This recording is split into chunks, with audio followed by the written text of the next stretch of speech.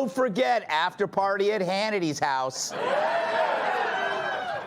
Just show yourself in. It's Friday, so you know what that means. Let's welcome tonight's guest. He wears sunscreen during full moons. Fox News contributor Tom Shalhoub. If you say Southern Comfort 3 times, she turns into a Waffle House. Co-host of The Bottom Line on Fox Business, taking it down. I file noise complaints, hoping he'll come over. Fox News contributor Paul Morrow. And she's currently writing a children's book called Green Eggs and Monetary Policy. New York Times bestselling author and Fox News contributor. All right. Before we get to some news stories, let's do this. Greg's Leftovers. Leftovers, where I read the jokes we didn't use this week, and as always, it's my first time reading them, so if they suck, we'll paint Joe Mackey's naked body as a rocking chair and send him to the Cracker Barrel. Seems like more of a reward than a punishment. Anyway, Cracker Barrel is being called woke after removing an old white guy from their logo. Even worse, unceremoniously getting rid of an old white guy has them being compared to Kamala Harris.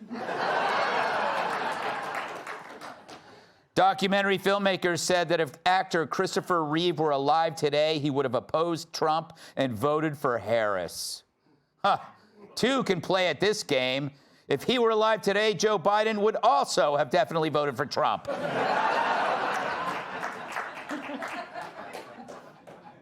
Speaking of Joe, a spokesperson for Joe Biden who publicly defended his mental fitness said he only spoke to Biden 4 times in 2 years while he was in office. And worse, they were via Ouija board.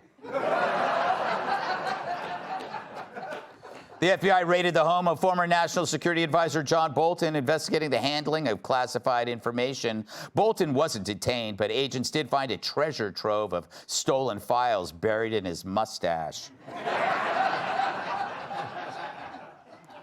The state of New York has filed 10 criminal charges against a man who threw a green dildo onto the floor of a WNBA game. 10 charges.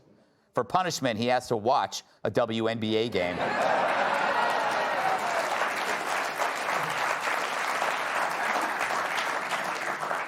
Kamala Harris announced she will kick off a 15-city tour to promote her new memoir. It was supposed to be 1 city until she found out she could drink on the bus. Texas Democrat Nicole Collier compared fleeing the state to avoid the redistricting vote to black people fleeing slavery. Yeah, that reminds me of when I lost my hat. It was just like 9/11. Never forget. Boston Mayor Michelle Wu featured a live mariachi band before her presser to defend illegal immigration. What's next, Wu? Having a lesbian appreciation rally at a Home Depot parking lot? Bigots. Thanks to Trump's crime crackdown in D.C., the city had no murders at all this week. Yeah.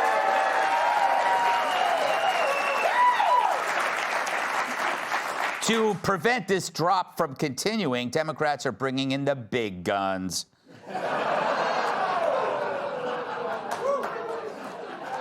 Murders are flat, but suicides mysteriously explode.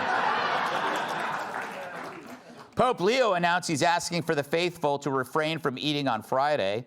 In a related story, 5 women just claimed they're atheists.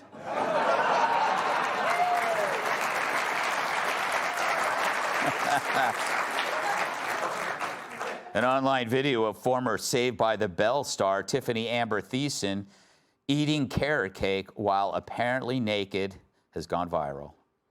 Your move, Chris Christie.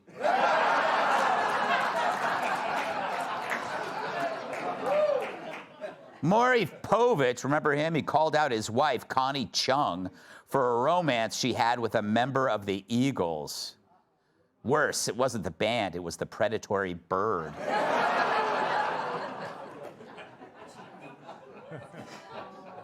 Illinois Governor J.B. Pritzker signed a bill to give student financial aid to illegals, but only and only if they get a degree at the Betty Crocker State. Taylor Swift announced her new album will come out on October 3rd. It's no surprise, 10-3, 10 minus 3, 7.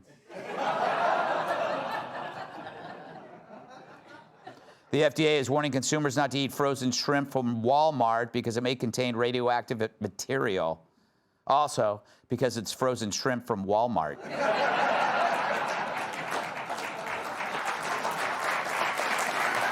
Walmart shrimp. Yeah, finally, triple-digit temps are expected to bake Southern California, causing elevated fire conditions. Experts worry that if it gets any hotter, Kourtney, Khloe, and Kim will melt into one giant Kardashian.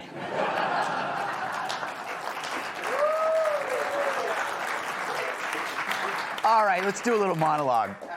So the show business industry magazine known as Variety has asked a provocative question, quote, as fascism takes hold in the U.S., how will and should the TV landscape depict our real-life horrors? Well, did I say provocative?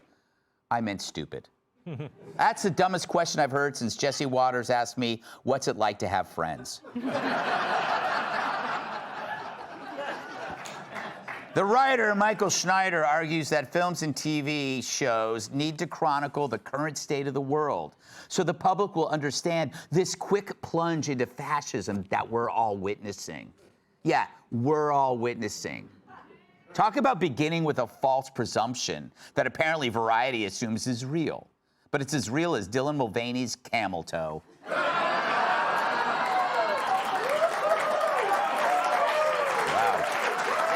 Sometimes they hit. He claims, quote, our rights are under attack. Speech is threatened, healthcare slashed, our standing on the world stage destroyed, ICE violently arresting people without cause, military forces being moved into our cities, books being banned, national institutions being destroyed, on and on. You got that? Talk about beaming in from another planet. This guy's so far removed from reality, he probably thinks every stripper wants to date him. Fact is, left-wing fantasies can't compete with the real world anymore. So here's a line-by-line rebuttal of Mike's drivel. He says our rights are continually under attack, and that's why you can demand more shows that criticize the government? If you tried criticizing a truly authoritarian regime, you'd be forced to work in the mines while listening to Maroon 5 until you wished for death's merciful release. Our speech threatened? Thanks to Elon buying Twitter, it's never been easier for regular people to be heard. When the government asks Elon if he'll censor anyone, he always says, hell no, followed by, can I impregnate you? Our healthcare slashed? You mean no longer forcing taxpayers to cover mutilating kids or give imprisoned dudes a set of silicone double Ds? Or do you mean illegals being kicked off the healthcare that the Dems swore they wouldn't get? Why don't you take it up with the same healthcare pros who banned you from grandma's funeral but let mobs honor George Floyd with mass looting? Yeah.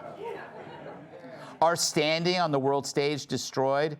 Dude, this week the world stood behind Trump. Before, no one in their right mind would get behind Biden.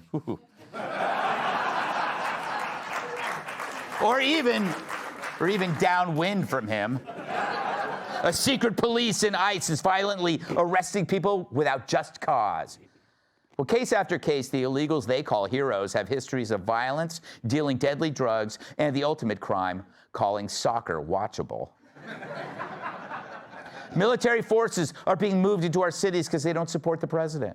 Nope, they've been moved into cities to protect law-abiding people hung out to dry by their loopy Democrat leaders.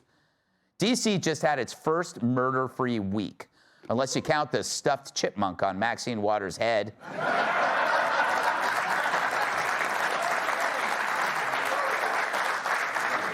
Books are being banned? You mean the porn removed from school libraries? Dude, if you're an adult who wants to enjoy some filth, you know where to find it. In the shed on Kudlow's property.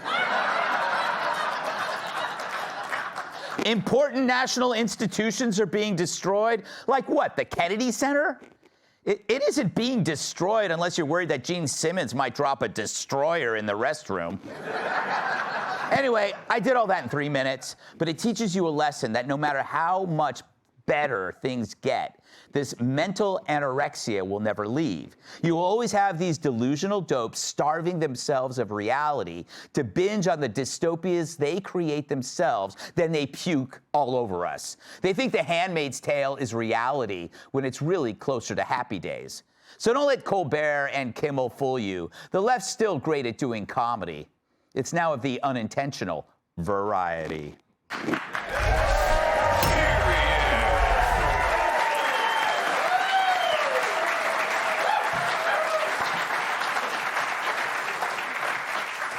Tom, you're not just a racist, you're also a fascist. And are you upset by the claims that Variety is making? It's really amazing. This article, you can't even believe how stupid it was. And when I was reading it, I was thinking you could just take, because they wrote articles like this in the entertainment press about George W. Bush. You could replace all of this stuff with, talk from George W. Bush. It is ridiculous, and they have been running Hollywood, and they've been running it into the ground. Nobody cares about these things, these shows. Did anyone watch that Handmaid's Tale? I don't know anyone who actually watched it. Yeah. But the shows that are successful, they're not even right-wing. There's no right-wing on TV except maybe this show. Yeah. Right? In entertainment, if you want a successful show, you just have to show blue collar. Like, one of the most successful shows ever was Roseanne, and then when it came back, there was tens of millions of people watching it. It wasn't right wing. Yeah. They just showed regular blue collar people. Yellowstone, hugely successful. That's not right wing. Landman. Landman, right? Yeah. It shows oil. That's it. And The Sopranos, that wasn't right wing, but it showed a married husband who had some sense of authority in his house. Yeah. So, So right-wingers liked it.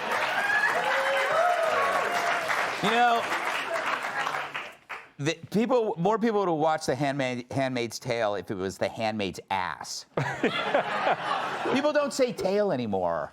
Hey, Sean Hannity here. Hey, click here to subscribe to Fox News YouTube page and catch our hottest interviews and most compelling analysis. You will not get it anywhere else.